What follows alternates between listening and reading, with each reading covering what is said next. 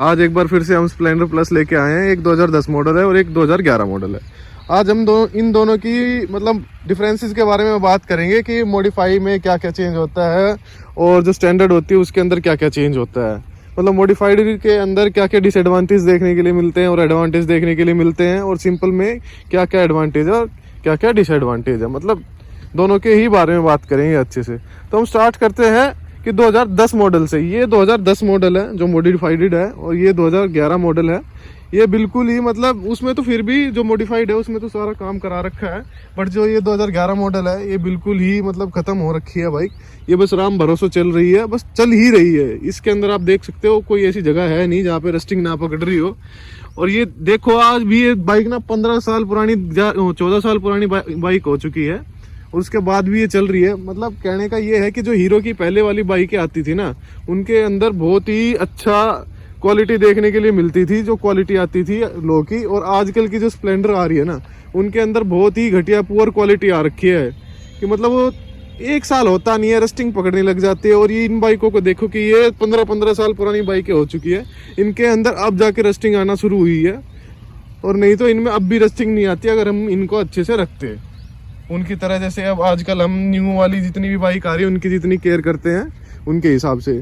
अब आप देखो कि मॉडिफाइड स्प्लेंडर और एक स्टैंडर्ड स्प्लेंडर में क्या क्या आपको दिख रहा है। मतलब जो मॉडिफाइड है वो आपको दिखने में कितनी अच्छी लग रही है और ये कितनी बच्ची सी लग रही है। वो मतलब एक जो मॉडिफाइड है वो एक तरीके से मॉन्स्टर बाइक लग रही है, और एक ये जो है बिल्कुल स्टैंडर्ड बाइक लग रही है। मतलब कहने का ये है कि स्प्लेंडर एक ऐसी बाइक है, बाइक की दुनिया में उसको कितना भी मॉडिफाइड करा लो उसके अंदर आपको कुछ ना कुछ कमी लगेगी ही लगेगी। मतलब कराते चलो उसके अंदर कि अब ये मॉडिफाई करा ले, अब ये मॉडिफाई करा ले। तो मतलब ऐसा है कि कितना भी मॉडिफाई कराओ कि इसके अंदर हमेशा ही ऐसा फील होगा कि बाइक के अंदर कुछ ना कुछ कमी है, और अच्छा करा सकते हैं हम इस बाइक के अंदर। और आप इसको देख सकते हैं, ये बिल्कुल बच्ची सी लग रही है। ये बिल्कुल यूँ लगा लो कि ठीक है, मन कहते हैं ना, ये किसी की इच्छा नहीं है चलाने की या कुछ भी समझ सकते हो, या किसी के शौक नहीं है, उस टाइप से ये बाइक रख रखी है। दोनों बाइक मतलब 1 साल पुरानी, 1 साल मतलब ऐसे ही है, 10-11 मॉडल है। उस भाई ने रखने के हिसाब में देखो मॉडिफाई वाली कितनी अच्छी तरह से रख रखी है, और इन भाई ने बिल्कुल ही स्टैंडर्ड रख रखी है। अब हम इसकी मॉडिफिकेशन की बात करेंगे कि इसके अंदर क्या क्या हो रखा है। आप देख सकते हो दोनों के टायर चेंज है।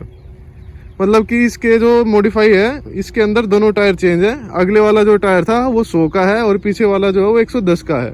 और इसके अंदर जो कंपनी क्लेम मतलब कंपनी जो स्टैंडर्ड देती है ना टायर, वही टायर है। इसके अंदर कुछ भी चेंज नहीं है, ये तो बिल्कुल ही स्टैंडर्ड है। इसके अंदर कुछ भी चेंज नहीं है। इसके अंदर तो जो हॉर्न आता था ना वो भी स्टैंडर्ड ही है, बिल्कुल ही स्टैंडर्ड है। और ये आप देख सकते हो इसके अंदर हॉर्न वगैरह सब कुछ ही चेंज है। टायर चेंज हो रखे हैं, चेन कवर है, चेन कवर कटवा रखा है टायर की वजह से। स्टैंड है वो भी चौड़ा करा रखा है, फुटरीस है वो भी चेंज करा रखा है, दूसरा डलवा रखा है, और इस पे लेमिनेशन वगैरह करा रखी है। मतलब ये जो छिक्का बोलते हैं ये भी हटवा रखा है। मतलब मॉडिफिकेशन में कोई कमी ना आए, और उसके हिसाब से मतलब आगे का जो टायर है उसका जो मडगार्ड है वो भी चेंज करा रखा है। और उसके बाद मैं आपको बता देना चाहता हूँ कि जैसे कि इस बाइक के अंदर ये जो पार्ट है ये BS6 का है, और ये जो गद्दी है ये BS6 की है। और इस बाइक के अंदर जो पहले ही स्टैंडर्ड बाइक के अंदर आती थी ना स्प्लेंडर के अंदर, वो बिल्कुल वही है। ये बड़ी है, वो वाली छोटी है। इसकी गद्दी पहले जो आती थी वही है, उसकी गद्दी आज भी BS6 वाली डलवा रखी है। मतलब उस बाइक में ना टोटली न्यू बाइक का ही मॉडिफिकेशन का काम करा रखा है, कोई ओल्ड काम है न्यू बाइक के अंदर बिल्कुल ही। मतलब इस बाइक के तो कहने क्या है, इस बाइक के तो लोग मतलब जब ये चलती है ना तो लोग मुड़ मुड़ के देखते हैं। वो स्प्लेंडर बन चुकी है हमारे एरिया की, ये भाई ने पैसे लगाए हैं बहुत अच्छे वाले, और अब भी भाई लगाएगा। और इसके बाद में हम दोनों की बात करेंगे कि एवरेज की क्या बात है। एवरेज तो जब कोई बाइक मॉडिफाई करा रहा है या कोई चला रहा है बाइक खरीद ली, तो आजकल कोई एवरेज की बात तो करता है ही नहीं, क्योंकि आजकल सबके पास पैसे हो चुके हैं, कोई एवरेज की बात करेगा नहीं। तो आप सामने से देख सकते हो बाइक की लुक कुछ इस तरह से निकल के आ रही है। मतलब जो अलॉय है, दोनों के अलॉय तो सेम ही है, बट जो टायर है टायर के साइज दोनों के अलग अलग है। अगर कोई भाई ना मॉडिफिकेशन कराना चाह रहा है ना स्प्लेंडर के अंदर, तो वो हमें बता सकता है कि हमने बाइक में क्या क्या काम कराया था। हम वो जो है पूरी बाइक की वो हमने डाल रखी है पहले, वो आप जाके देख सकते हैं, या कोई भी आपको क्वेरी हो तो हमें बता सकता है कि भाई बाइक के अंदर क्या क्या चेंज होता है। मतलब ऐसे नहीं कि वीडियो देख ली और जाके मॉडिफिकेशन वाले के पास खड़ी कर दी, उसने कुछ भी कर दिया। उससे पहले एक बार मतलब जिस बंदे के पास स्प्लेंडर है उससे कांटेक्ट करें कि इसके अंदर क्या क्या हमें बेनिफिट देखने के लिए मतलब देखने को मिल जाते हैं और डिसएडवांटेज देखने के लिए मिल जाते हैं। ऐसे किसी भी चीज़ को मतलब अप्लाई नहीं करते हैं। ये तो मतलब बिल्कुल ही बेवकूफ़ी वाली बात है कि दूर से देख लिया तो वो चीज़ खरीद ली। पहले उस चीज़ पे ना ध्यान दें और उस बाइक के अंदर क्या क्या कमी आती है मॉडिफिकेशन के बाद, और मॉडिफिकेशन के बाद क्या क्या बेनिफिट देखने के लिए मिलते हैं, वो सब चीज़ों को ध्यान में रखते हुए आप इन चीज़ों को करा सकते हो। पहले पूछना ज़रूरी है कुछ भी चीज़ हो। बाकी बाइक बहुत अच्छी लग रही है, आप सभी देख सकते हो बाइक के अंदर कोई कमी नहीं है। बस एक ये है कि मॉडिफिकेशन करा रहे हो ना, थोड़ी सी मॉडिफिकेशन कराओगे तो ज़्यादा सा काम कराना पड़ता है इसके अंदर, या कोई भी हो।